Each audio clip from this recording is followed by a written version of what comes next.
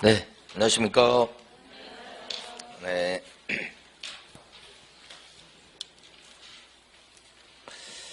자, 벌써 이제 두 번째 시간입니다. 네. 지난주에 열심히 공부하셨어요? 지난주에? 네. 자, 처음 하신 분들은 뭐 과목도 잘 구별도 안 가고 무슨 말인지 모르겠고 뭐 이렇게 하면서 두 달 가는 거예요. 두 달 가는 거예요. 두 번째 이제 듣고 두 번째 들으시고 그러면 이제 조금 낫고 그렇게 하면서 여러분 이번에 합격하신 분들도 다 처음에 와서는 다 힘들어가지고 할 수 있을까 그런 생각을 가지면서 이제 한 달, 두 달 이렇게 가는데 그 불안감 속에서 수험 생활을 진행하게 되시는 거예요. 딱 들었는데 야 이건 진짜 다 알아먹겠다. 올해 합격하겠다. 그런 사람들은 한 명도 없어요. 다 처음에 다 불안하고 다 이제 걱정되고 이렇게 하면서 1년 가는 거예요, 1년. 근데 막판 가면 이제 그런 불안감이 더 이제 막 엄습해 올 수 있는데 그걸 다 이겨내고 이제 합격하시는 거죠. 자, 이번 주에 이제 해야 될 내용은 여러분 교재는 136페이지. 자, 중개업소를 오픈하려면 우리 지난주에 공부했던 등록 기준 3가지를 갖춰야 됩니다. 3가지가 뭐죠? 그렇죠. 자격증 따고 실무교육 받고 사무실 얻어놓고 자 실사 기억하시네요. 그리고 나서 이제 결격자가 아니어야 됩니다. 하자가 없어야 돼요. 결격사에 해당되면 사무실 오픈을 못합니다. 결격사에 해당되면 취직을 못해요. 중개사무소에. 그러니까 일체 중개업 시장에서 일을 못하게 만드는 거 그게 이제 결격사입니다. 12가지가 있어요. 이런 사람에 해당되면 손님들을 해칠 수 있기 때문에 일하면서 배제시키는 거죠. 결격사유가 12가지가 있다. 이 결격사에 들어가면 처음에는 멀쩡했던 사람도 결격사에 빠졌죠. 그러면 등록을 취소시켜서 중개업 시장에서 내쫓게 돼 있어요. 그러니까 일하다가 쫓겨나는 거예요. 여기 빠지면. 그 다음에 이제 만약에 소공으로 일하고 있었다 그러면 해고 사유가 되는 거예요. 그러니까 일체 중개업 시장에 발붙이지 못하게 만드는 사유가 결격 사유. 요게 이제 12가지가 있지만 제가 설명드릴 때는 비슷한 것끼리 묶어서 설명을 드릴 건데 첫 번째가 뭐냐면 제한 능력자라고 하는 사람이에요. 요 제한 능력자는 민법에서 나온 용어. 그러니까 일반적인 능력이 제한되어 있다 이런 뜻이에요. 그 중에는 첫 번째 미성년자가 나오고요. 미성년자는 나이가 이제 19세가 안 된 사람 얘기하는 거죠. 미성년자 그러면 그 개념이 조금씩 달라서 법마다 쉽지만 하는 거예요. 근데 분명히 뭐라고 되어 있냐면 19세 미만으로 되어 있고요. 19세는 전부 다 만 나이입니다. 우리는 태어나자마자 1살 먹고 그러잖아요. 그렇게 안 치고 만 나이. 그러니까 만이란 말이 없어도 법에서는 전부 다 만 나이를 얘기하는 겁니다. 19세 안 되면 미성년자. 그러면 이제 관심 있는 게 누구냐면 대학교 1학년 학생. 가끔 저는 이제 우리 애기들이 몇 살인가를 까먹어요. 너가 올해 몇 살이지? 이렇게 물어볼 때 있는데 대학교 들어가면 만 나이로 몇 살입니까? 우리 나이로는 20살이고 만 나이로는 19세야. 그런데 여기서 19세 미만 그러면 생일을 따진단 말입니다. 그러니까 생일이 빠르면 대학교 들어가자마자 생일이 2월달이야. 그러면 이제 만 19세가 된 거지. 그러면 성년자지. 그러니까 대학교 1학년인데 생일이 늦어. 12월달이야. 그러면 19세 미만이어서 미성년자지. 그러니까 대학교 1학년 학생이 섞여 있어. 성년자하고 미성년자하고. 생일 지났냐 안 지났냐 가지고 따지는 거지. 이렇게. 그렇게 이해를 하시고. 이런 분들은 미성년자 같은 경우는 중개업 시장에서 일하기는 좀 그렇죠. 아무래도. 아직 이제 성숙되지 않았기 때문에 판단 능력이 좀 떨어진다 이렇게 보는 거고. 자, 근데 이제 여러분들 민법 시간에 배울 때는 미성년자라도 결혼하게 되면 인정해 줍니다. 일가를 이뤘기 때문에. 그래서 미성년자가 결혼했어. 그러면 혼자서도 전세계약 체결할 수 있도록 허용합니다. 그러니까 혼자서 어떤 법률 행위를 할 수 있게끔 허용. 결혼하면. 그런데 중개실무에서는 결혼해도 여전히 뭐예요? 결격자로 취급합니다. 민법하고 다릅니다. 왜냐면 민법은 미성년자를 보호해 주려고 하는 취지입니다. 근데 결혼하면 보호의 필요성이 없다고 보는 거예요. 독립적인 인격체로 인정해 준다는 겁니다. 근데 중개실무는 미성년자를 보호하는 게 아니고 미성년자를 배제시켜서 손님을 보호하는 데 목적이 있으니까 해석을 반대로 합니다. 그래서 결혼했다고 해서 판단 능력이 올라가는 건 아니다 이렇게 봐서 결혼해도 결격자. 그 다음에 미성년자 같은 경우에 민법 시간에 배우셨겠습니다만은 부모의 동의를 얻었다 그러면 미성년자도 독자적으로 계약을 할 수 있고 그렇게 합니다. 근데 우리 중개실무는 아닙니다. 부모가 동의해줬다고 해서 미성년자의 판단 능력이 쑥 올라가는 건 아니에요. 그래서 부모의 동의를 얻었다고 해도 여전히 결격자다 이렇게 하는 거지. 요 정도. 그래서 여러분 교재에서는 어떻게 되어 있냐면 136페이지 아래쪽에 가시게 되면 제일 밑에 제한능력자에서 가로 1번 미성년자가 있습니다. 거기 두 채 줄에 보시면 만 19세가 되지 않은 자 미성년자입니다. 결격자예요.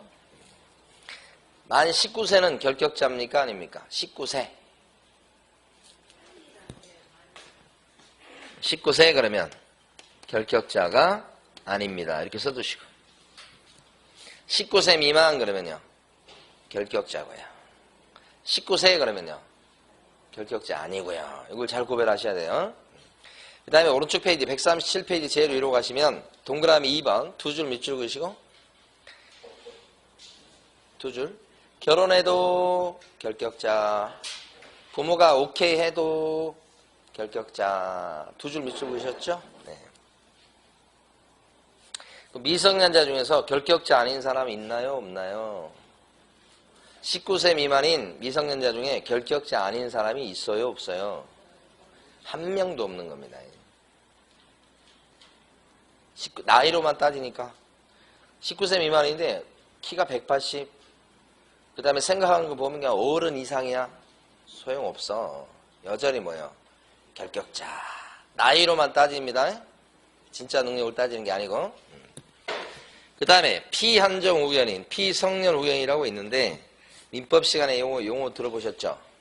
그래서 피한정 우연인은 일반적인 능력에서 조금 이제 좀 문제가 있죠. 그러니까 일반적인 판단 능력이 있을 때도 있고 없을 때도 있고 왔다 갔다 하는 걸 얘기합니다. 피성년 우연인은 판단 능력이 제로 없는 거예요. 일반적인 판단 능력이 없는 겁니다. 전체적으로 판단 능력이 없다고 생각하시면 돼요. 그래서 이런 사람들은 결격자가 되겠습니다. 근데 피한정 우연인, 피성년 후견인이 되려면 어떻게 하느냐? 응? 판사 앞으로 끌고 가서 판사가 판단해 봐야 됩니다. 근데 판사가 이제 그 사람 상태를 보고 아, 이 사람이 일반적인 판단 능력이 있겠구나 싶으면 이 사람 결정 안 해주는데 판단 능력이 없구나 이렇게 판단되면 그 사람을 피한정 후견인입니다. 피성년 후견인입니다. 이렇게 판사가 얘기해 주는 거예요. 판단은 판사가 하는데 그 전에 의사의 의견을 듣습니다. 사실 진짜 판사가 판단하는 건 아니고 의사 얘기를 듣고 판사가 판단하는 거다. 이렇게. 그래서 뒤를 좀 봐줘야 되겠다 그러면 후견 개시 결정이라고 그래요. 그때부터 피한정 우연인, 피성년 우연인 이 정도 차이. 요건 판단 능력이 있을 때도 있고 없을 때도 있고 왔다 갔다. 여기는 아예 없는 거. 자, 그런데 이런 사람들도 판사가 봤을 때 판단 능력이 생겨버릴 수도 있어. 회복될 수가 있어. 그러면 더 이상 돌봐줄 필요가 없죠. 그러면 후견 종료, 끝났다는 결정을 하게 됩니다. 그러니까 피한정 의견인과 피성년 의견인은 판사가 만들어줘요. 예, 그래서 개시할 때부터 종료 요 사이가 이 사람들이 피한정 의견인, 피성년 의견이 돼서 중개업 시장에서 일 못하는 결격자가 된다 이런 뜻이에요. 자, 아주 기계적으로 판사가 판단해 줍니다. 예? 판사의 판단이 없으면 아무리 판단 능력이 없는 사람이 있어요. 아예 제로예요. 그런데 판사가 개시 결정 안 하면 그 사람은 결격자가 아니고 정상인입니다. 예? 이런 것을 구체적으로 그 사람의 상태에 따라서 판단하는 게 아니고 이것도 마찬가지고 판사가 결정해 줍니다. 그러니까 혹시라도 만약에 이런 사람이 있을 수 있잖아. 판단 능력이 있어. 근데 판사 앞으로 끌고 왔어. 근데 판사가 딱 보니까 이렇게 해서 의사한테 보여봤더니 의사가 있다 없다 그러다는 거야. 그래서 의사견을 들어서 피한정 후견 개시 결정을 내렸어. 근데 사실은 멀쩡한 사람이야. 그래도 그 사람은 결격자인 겁니다. 그러니까 실질적인 능력은 중요하지 않아요. 판사가 개시 그러면 끝이야 그냥. 종료해야 벗어나는 거예요. 또 벗어나려면. 이런 사람들이 우리가 이런 사람들은 안 돼봐서 잘 몰라요. 근데 이제 가장 대표적인 사람이 피성년 후견인에 들어가는 대표적인 사람이 치매 노인분이세요. 그 옛날에 돌아가시기 전에 어떤 재벌 회장님은 피한정 후견인으로 됐었습니다. 그분도 이제 치매기가 좀 있으셔가지고 판단 능력이 있을 때도 있고 없을 때도 있고 왔다 갔다 한다고 그래가지고 가족들이 이제 법원에 끌고 가서 휠체어 타고 이렇게 끌고 가서 판사한테 보여봤죠. 그래서 여러분 교재에서는 가로 2번에 보면 피성년 후견인 제목에서 피한정 후견인 결격자입니다 이렇게 하고 끝이에요. 근데 동그라미 4번에 가시면 피특정 후견인이 있어요. 요것이 시험에 2번이나 나왔죠. 이 특정이란 말이 있으니까 특정 업무에 대해서만 누가 뒤를 봐준다는 거지. 그러니까 피자가 있으니까 후견을 당한다는 뜻이야. 뭐에 대해서만? 특정 업무. 아까 나와 있는 피한정, 피성년은 일반적인 판단 능력이 그렇다는 거지만 요건 특정 업무에 대해서만 누가 뒤를 봐준다. 일반적인 판단 능력은 있는 거예요, 이 사람은. 그러니까 이 사람은 제한 능력자가 아니어서 결격자가 아닌 것입니다. 2번이나 출제됐던 겁니다. 동그라미 4번요. 주의할 것은 이렇게 나온 거 있잖아요. 그러니까 저 같은 경우 특히 저를 예를 든다면 컴맹이요. 컴맹. 거의. 그래서 컴퓨터가 이게 켜지지 않는 거예요. 그래가지고 기사를 불렀어요. 전화를 해가지고 컴퓨터가 안 된다고. 아무리 해도 안 된다고. 컴퓨터 기사분이 오셨어. 그래가지고 왜 안 될까 이렇게 하는데 기사분이 갑자기 아니 코드를 안 꽂으셨잖아요. 제가 그랬어요? 이렇게. 그래서 출장비만 줬던 적도 있고 그러고 그건 아주 기초적인 거고 하여간 뭐 이렇게 고장 나버리면 그래서 저 이제 그 남동생이 이제 있는데 좀 이쪽 공대 쪽이에요. 그러니까 컴퓨터를 좀 잘해요. 저희 집 근처에 살아요. 그럼 제가 어떻게 하냐면 컴퓨터가 고장 났어. 안 켜져. 뭐가 어떻게 돼. 막 그러면 전화해가지고 좀 와달라 그러면 이제 와가지고 시간 날 때 와서 좀 해주고 가요. 그거 피특정 후견인은 이 사람을 생각하면 돼요. 결격자입니까 아닙니까? 결격자라고 하면 교실에서 쫓아내버릴 거예요. 결격자 아닙니다. 자, 그 다음에 이제 뭐 어떤 분이 계시냐면 빚이 많으신 분이 계셔. 파산자 요거요. 이 파산 제도는 이게 쓰이기 시작한 게 본격적으로 쓰이기 시작한 것은 IMF 직후입니다. 그 전까지는 이 파산 제도가 잘 안 쓰이다가 법인들은 가끔씩 망하면 파산 이렇게 합니다. 법인은 그랬었어요. 근데 개인들은 이 제도가 있는지도 몰랐어요. 근데 지금은 많이 써먹습니다. 빚이 많아. 그러니까 변호사나 법무사가 뭐라고 영업을 해요? 빚 안 갚게 해줄게요. 응? 이렇게 나오는 거야. 그래서 막 플랜카드 붙여놓고 해가지고 파산, 회생하면서 막 광고하잖아요. 그게 이거예요. 빚이 너무 많아서 파산 선고 받았습니다. 빚이 너무 많으면 일단 법원에다가 파산 신청을 넣어요. 그래서 판사가 파산 선고를 때려줘요. 그러면 파산자가 돼요. 그러면 장점은 빚을 안 갚아도 돼요. 자, 빚을 안 갚으려면 파산 신청을 넣어서 판사가 파산 선고를 해주면 빚을 안 갚아도 되는 거예요. 판사가 선고해줄 때까지 시간이 좀 걸리겠죠? 그럼 이 사람은 장점이 빚 안 갚아도 돼. 빚 못 갚겠소 라고 손드는 거예요. 못 갚겠다고. 여기. 근데 단점이 엄청 많아요. 파산 선고 받은 사람은 할 수 있는 그런 경제적 활동을 할 수 있는 그런 자격이 없어요, 거의. 그러니까 직업을 못 가진다고 생각하시면 돼. 파산 선고 받은 사람이 할 수 있는 직업은 무슨 뭐 고구마 팔거나 그런 거 있잖아요. 그런 거는 할 수 있지 일반 직업을 못 가져요. 큰 불이익을 당하는 거예요.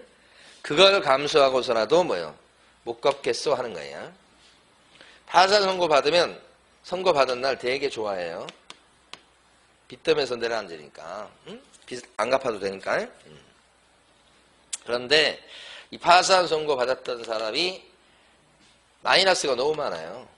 못하는 게 그렇게 많아. 그래서 결격자가 되는 것도 우리 이게 결격자 된다는 얘기는 중개업시장에서 일을 못한다는 뜻이야 이게.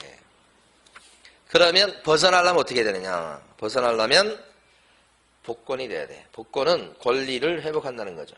마이너스라고 써놓은 게 권리를 잃어버린 거예요. 그것을 다시 회복시켜준다는 뜻입니다. 이것도 판사가 합니다. 그래서 복권 결정을 받으면 정상인으로 돌아옵니다. 근데 파산 선고 받은 사람은 그러면 언제 복권돼서 정상인으로 돌아오느냐. 아무런 조치를 취하지 않고 빚을 안 갚아도 10년 경과하면 정상인 됩니다.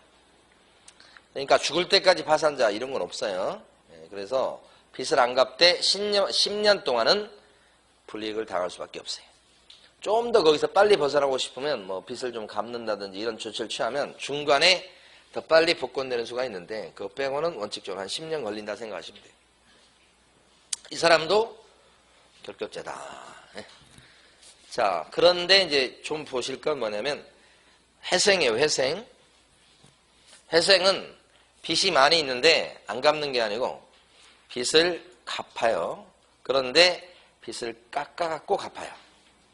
탕감을 해서. 그러니까 보통 회생 개시 결정을 받게 되면 빚을 절반 정도로 깎고 장기간에 걸쳐서 갚아나가는 겁니다. 그러니까 이 사람은 빚을 안 갚고 손들어 버리는 게 아니고 갚아나갑니다. 이 사람은 파산하고 달라요. 그러니까 이 사람은 회사 다니고 있으면 정상인이에요. 회사 다 계속 다닐 수 있어요. 다만 받은 월급 중에서 한 절반 정도는 빚 갚는 데 쓰고 한 절반 정도는 또 자기 생활비로 쓰고 이렇게 어떻든 정상인이야. 빚이 많지만. 그래서 이 사람은 결격자입니까? 그러면 무조건 결격자가 아니다. 은행에서 신용 등급 같은 거 매겨가지고 신용 불량자 이렇게 블랙리스트를 만드는 경우가 있어요. 이건 은행에서 자체적으로 정보를 관리하는 것이지 어떤 사회적 지위를 인정하는 게 아니에요. 이런 사람들도 당연히 결격자가 아니라 이렇게 된 거지.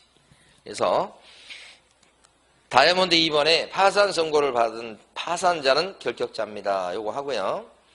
제일 끝머리 가보시면 가로 2번에 제일 마지막 줄 밑에서 위로 두 번째 줄이네요. 주의할 것은 나온 거. 신용불량자나 회생 절차 기간 중에 있는 사람은 결격자가 아닙니다. 이렇게 그 정도 구별하시면 돼요.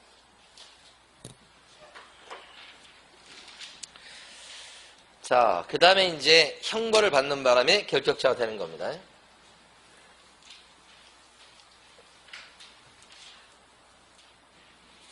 여기가 좀 어렵습니다. 어떻게 보면. 형벌은 죄를 지어서 벌 받는 겁니다.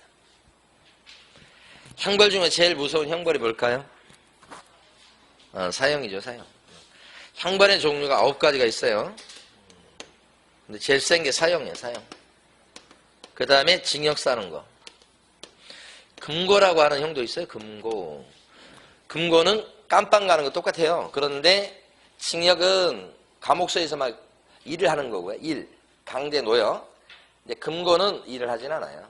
그러니까 징역 10년 또 금고 10년 이렇게 두 개 있으면 징역 10년이 무거운 거예요. 일을 해야 되니까. 금고는 일을 하진 않고. 요 밑에 또 있고 그 다음에 벌금 뭐 그런 것도 있고 막 그렇습니다. 첫 번째 하실 것은 결격자가 돼서 조금 중개업시장에서 배제되는 사람은 금고 이상의 무거운 벌을 받은 사람이 돼야 돼요. 금고 이상 그러면 금고, 징역, 사형밖에 없어. 근데 사형은 우리나라가 이제 거의 선고도 잘 안 하고 선고에도 집행을 잘 안 하거든요. 그러니까 현실적으로는 깜빵 가는 거예요. 징역이나 금고 이렇게. 벌금 정도 갖고는 원칙적으로 결격자가 되지 않고 구류라고 있어요. 구류. 얘도 이제 깜빵 간다고 생각하시면 돼. 대신 구류는 기간이 짧아. 한 달이 안 돼.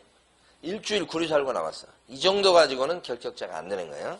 그러니까 요 금고, 징역은 한 달부터 징역이나 금고라고 불러요. 한 달부터.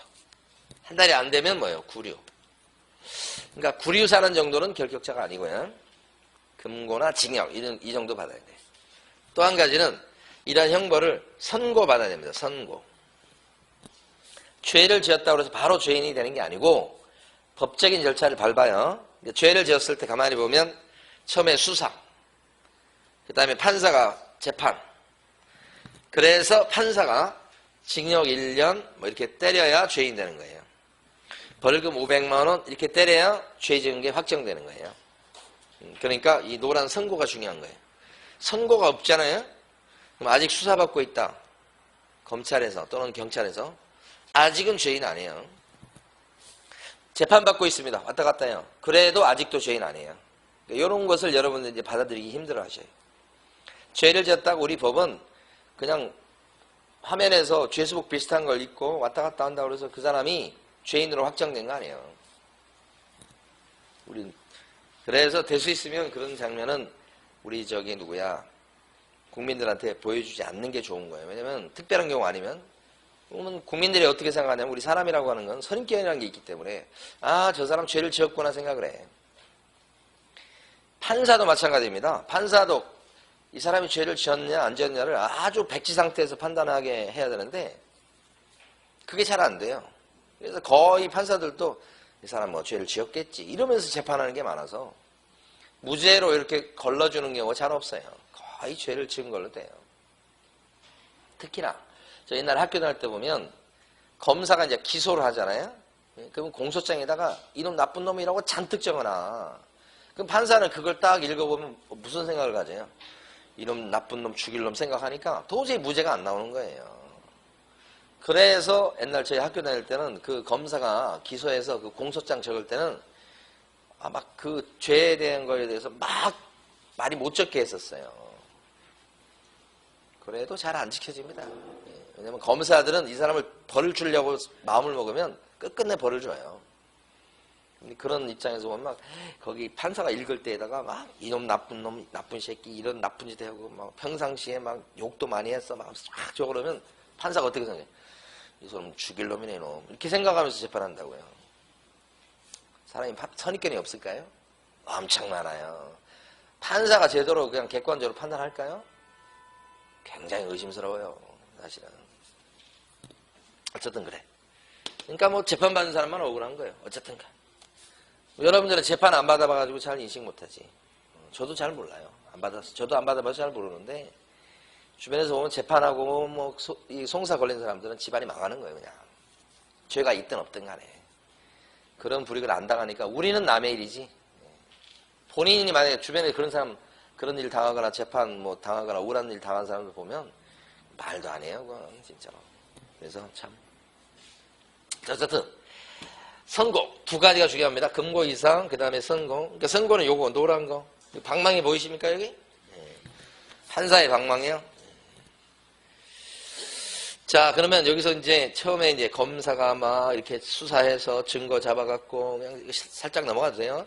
막 판사한테 막 넘기니까 판사가 막 뭐 누가 맞니 막 이렇게 얘기하다가 판사가 딱 이제 판사 마음으로 결정해요. 심증이에요. 심증. 응? 저희 학교 다닐 때 시험 문제 많이 나왔던 게 뭐냐면 자유심증주의야. 자유심증주의. 판사는 어떻게 결정해요?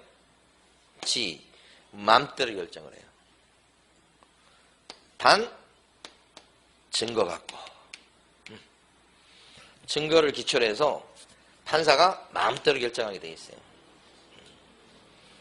그러면 이 증거가 조작되면 어떻게 돼요? 판사도 속아 넘어가는 거예요. 판사가 신 아니에요. 판사가 100% 잘했다고 볼 수 없어. 앞으로 영원히 지구 끝날 때까지. 판사도 의심해봐야 되는 거예요. 검사도 의심해봐야 되는 거예요. 근데 잘 안 하죠. 벌써 그냥 이런 이상한 하얀 죄수복 입고 왔다 갔다 하죠. 저놈 죄인, 저놈 죄졌구만. 다 그렇게 생각한다고. 근데 선입견이 엄청 세다고요, 우리는. 어쨌든 판사는 재판에서 죄가 있으면 형벌을 선고하는 거예요, 형벌. 예를 들어서 징역 1년 뭐 이런 거 선고한다고. 이게 선고예요. 그러면 이제 그걸 집행하는 단계로 넘어가요. 보통 금고나 징역은 깜빵, 교도소에서 집행해요. 써놨네. 교도소에서 집행. 징역 1년 그러면 깜빵 1년 갔다 와야 돼. 이런 얘기죠. 자, 그러면 여기서 이제 중요한 것은 선고가 있어야 죄인이 되면서 그 사람이 결격자가 될 건데 판사가 봐주는 경우가 나와 이제. 그걸 아셔야 돼. 판사가 시험에 여기가 잘 나와요. 판사가 이 사람이 죄를 지었다고 판단이 되는데 선고를 미뤄줘. 선고를 미뤄놔. 그걸 선고유예라고 그래. 그러면 이거 선고하려다가 선고 안 하고 미뤄두는 거예요. 유예가 미뤄둔다는 거예요. 판사가 봐주는 거예요. 죄를 이 사람 지었다고 보는데도 선고하려다가 미뤄놔.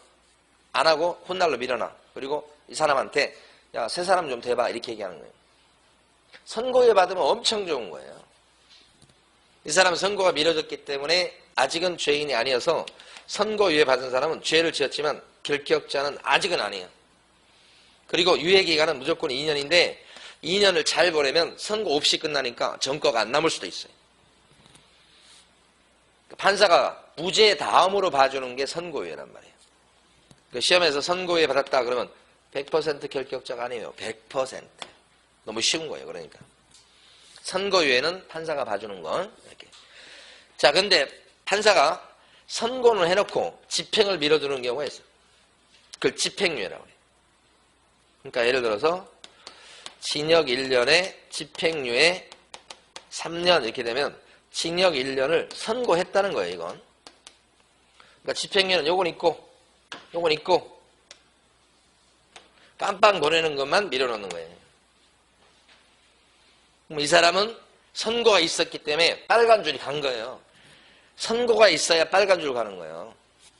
전과가 남는다고.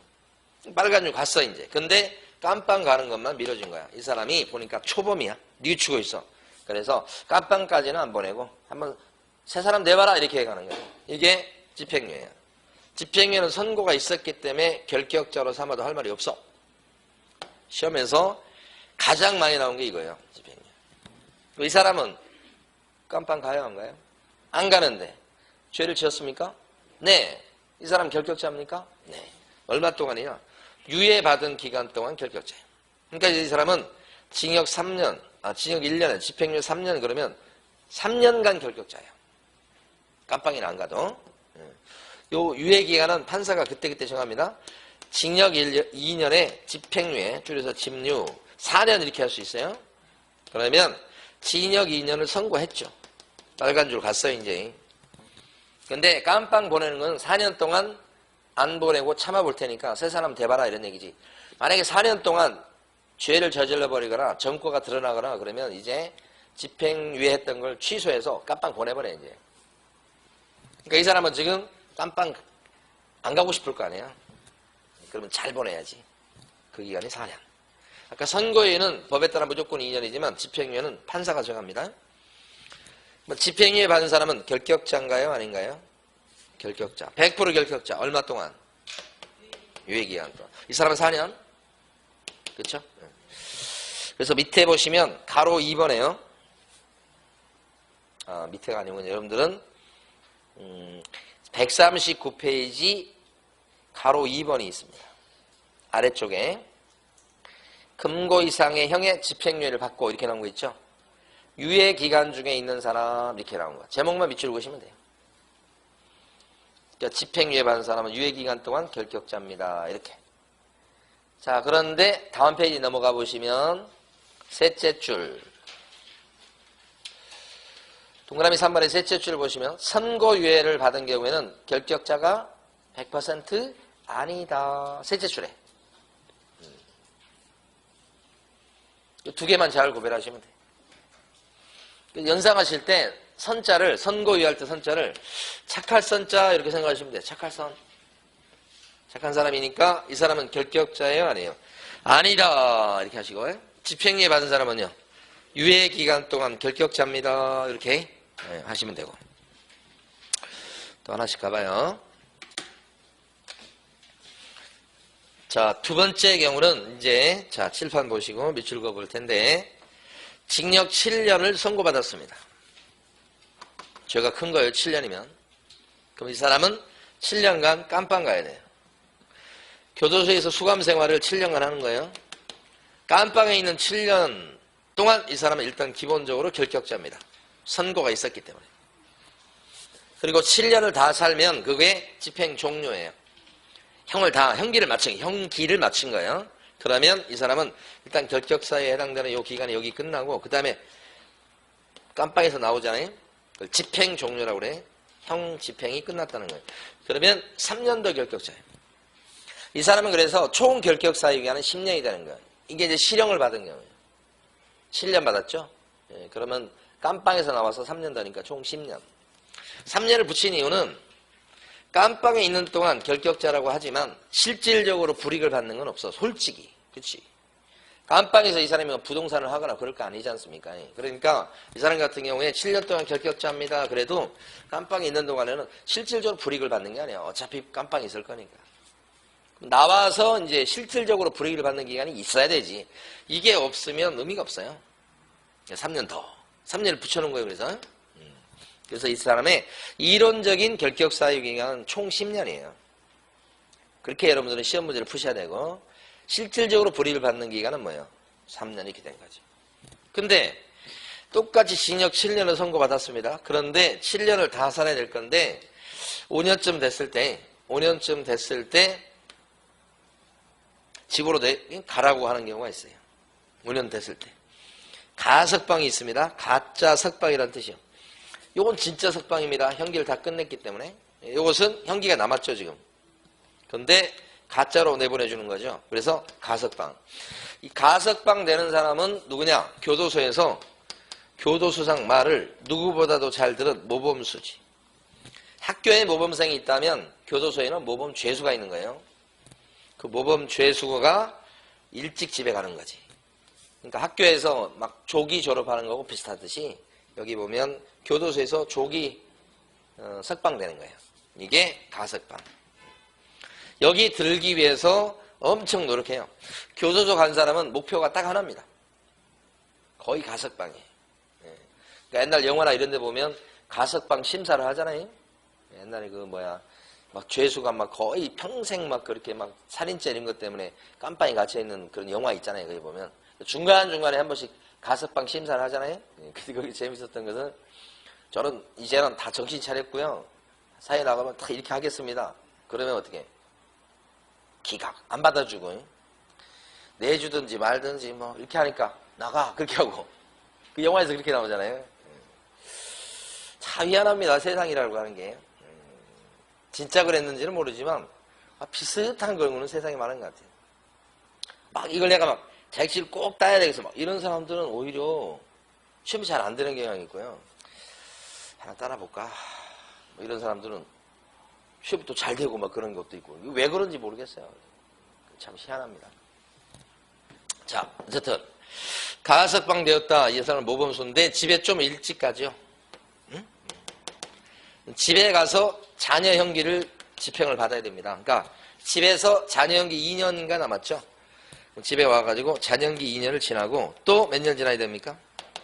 3년. 자녀형기 2년 지나면 그때 이제 위에처럼 집행이 끝난 거예요. 그러니까 집에 좀 일찍 갔다 뿐이지 똑같습니다. 그래서 이 사람도 총 결격 사유 기간은 10년. 가석방형. 자, 그 다음에 이제 뭐가 있냐면 집행 면제라는 게 있습니다. 여기까지 설명드리고 밑줄 긋고 쉴 거예요. 집행 면제가 있고 특별사면이 있어요. 그런데 같은 말이에요, 이게. 징역 7년을 선고받았습니다. 그런데 7년을 다 살아야 되는데 중간에 2년이 없어져 버리고 여기 형 집행을 7년 받을 건데 요 2년을 면제시켜 준 거예요. 그러면 다 살았지. 집행 면제가 됨으로써 다 산 거야. 그러니까 형기가 7년이었다가 면제받음으로써 5년을 준 거예요. 그러면 다 살았죠. 그러면 그때부터 3년 더 결격자가 되니까 이 사람의 총 결격 사유 기간은 5년 플러스 3년이니까 8년이 되고 이 사람의 총 결격 사유 기간이 10년이 되는 건 아니에요. 요게 없어지는 효과가 생기는 거죠. 그걸 뭐라고 그래요? 집행 면제. 집행 면제가 되는 대표적인 게 바로 특별사면. 최근에 있었죠. 특별사면은 지금 감옥소에 있는데 형기가 한참 남았는데 어떻게 나머지 형기를 싹 없애주는 거예요. 응? 그래서 그게 특별사면이에요. 그러니까 특별사면과 집행면제는 같은 말이에요. 대통령이 특별사면 해줬어. 어떤 사람을. 그러면 나머지 형기가 싹 없어져요. 그러니까 석방이 돼요. 그렇지만 몇 년 더 결격자예요? 3년 더. 최근에 박근혜 대통령이 특별사면 받은 거 아니에요? 특별사면 아니에요? 그것도 모르면 어떡해요? 세상 돌아가는 걸 좀 관심을 가져야지. 너무 관심이 없고 그냥 네일 아트만 관심 가지는 거 아니에요? 자, 이게 3년 묶고 그 다음에 특별사면보다 더 화끈한 게 일반사면이에요.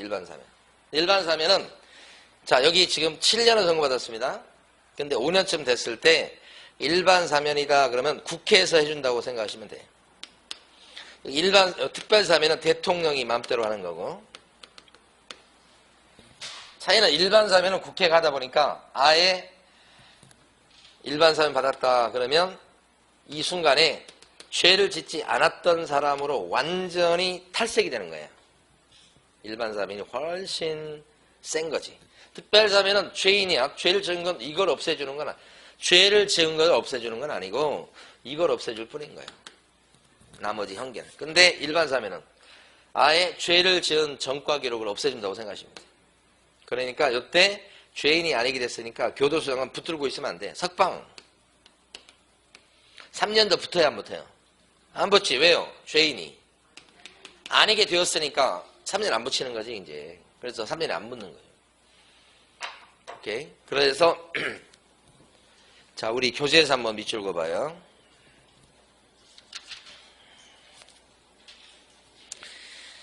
예, 138페이지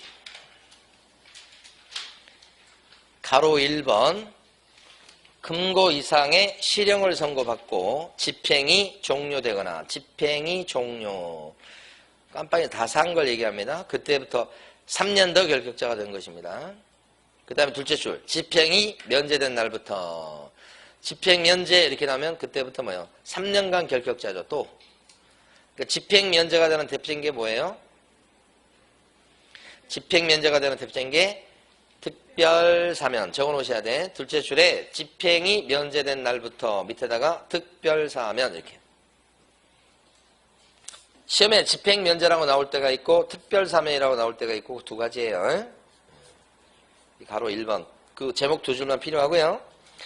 그 다음에 왼쪽에 보시면 왼쪽에 이렇게 조그만 글씨로 써진 것 중에 두 번째 거 별표 금고 이상의 실형을 선고받고 복역 중 가석방된 사람은 자녀 형기를 끝마치고 다시 3년이 지나가야 결격사유에서 벗어나게 된다. 시험에서는 많이 안 나왔지만 언제나 대비하셔야 돼요. 지금 138페이지 조그만 걸 보고 있는데 왜 오른쪽 가서 보고 있어요?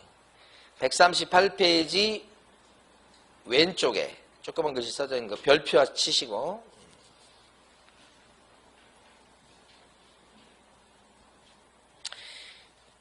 됐습니다. 그렇게 보시면 되고요. 그 다음에 여기까지 보고 쉴게요. 자, 칠판 보시면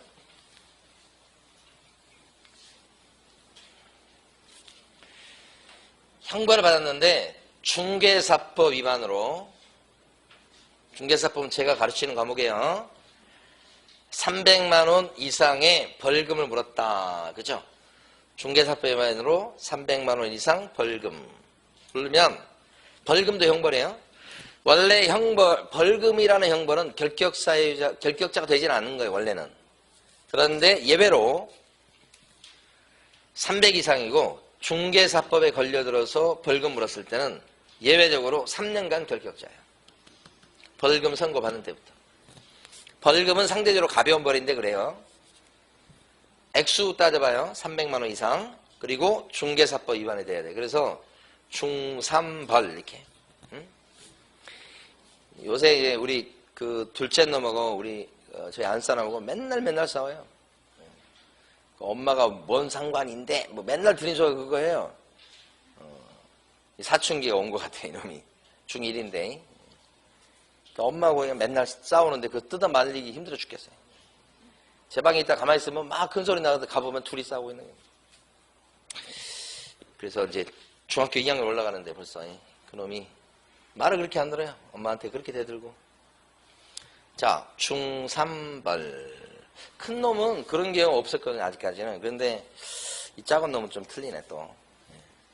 중3벌, 이렇게. 자, 중개사법 위반입니다. 그런데 100만 원 벌금이야. 결격자예요? 아니다. 300만 원 이상 돼야 된다니까, 벌금이. 이것 때문에 안 되는 거예요. 중개사법에 걸려들었어. 근데 벌금이야. 근데 액수가 딸려서 안 된다고. 결격자 아니라고. 이 세 가지를 몽땅 갖춰야 된다고, 지금. 자, 그 다음에 만약에 형법 위반입니다. 형법은 하여간 중개사법이나 다른 법 위반 이런 것도 여러분들 입장에서 좀 힘들 텐데 나중에 하면 다 아셔. 알게 돼. 알 수밖에 없어. 근데 이제 지금 처음 할 때는 힘들다는 거예요. 시간이 필요합니다. 시간이. 이게 예를 들어서 무슨 뭐 사기죄로 500만 원 벌금으로써 그럼 사기죄는 형법에 나오는 죄목이고 중개사법은 사기죄가 없어. 그러니까 이건 중개사법 위반이 아니죠. 그러면 결격자가 또 아니야. 3관왕이 돼야 돼. 중3벌 이렇게. 자, 중개사법 위반이고 500만 원인데 과태료 물었어. 과태료하고 벌금이 어떻게 다르냐? 저도 모르겠어요. 에? 똑같이 돈을 내는데 이름이 과태료로 돼 있으면 과태료고 벌금이면 벌금인데 문제는 과태료는 형법에 나와 있는 형벌이 아니에요. 그러니까 과태료 물어갖고는 결격자가 안 되는 거라고. 안 돼. 여기 보면 중개사법에 걸리고 500만 원이니까 300 이상이 되는데 과태료 갖고는 결격자가 안 된다 이 말이지. 뭘 물어야 돼요? 벌금. 응? 그러니까 만약에 여러분들이 예를 들어서 자, 중개사법 걸려들어서 1000만 원 과태료를 물은 경우가 있다고 해봐요. 그리고 예를 들어서 중개사법 위반인데 300만 원 벌금을 물 일이 있어. 둘 중에 하나를 여러분이 선택할 수 있어. 둘 중에 하나만 받는 거야. 자, 여러분들은 1번을 받으시겠어요? 2번을 받으시겠어요? 1번을? 액수 잘 보세요. 이거 1000만 원이야. 이건 300이야. 감당하시겠어요, 이거? 감당하실 거냐고.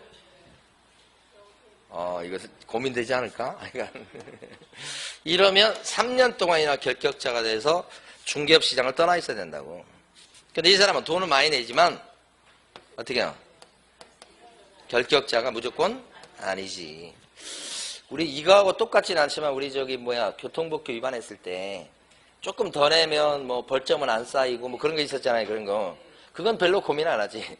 그건 만 얼마밖에 안 되니까 조금 더 내고 그냥 벌점 안 쌓이니까 훨씬 나으니까 그건 고민 안 하게 되는데 이건 좀 고민될 수도 있는데. 자, 중3벌 기억하시고요. 교재에서 어디를 보시냐면 140페이지 보시고 가로 3번에 제목 보시면 중개사법에 위반해서 중개사법 할 때 중자의 동그라미 300만 원 이상의 300만 원 동그라미 벌금을 선고받았다. 벌금의 동그라미 제목에서 몇 년간 결격자의 끝에 3년 동안 결격자입니다. 이렇게.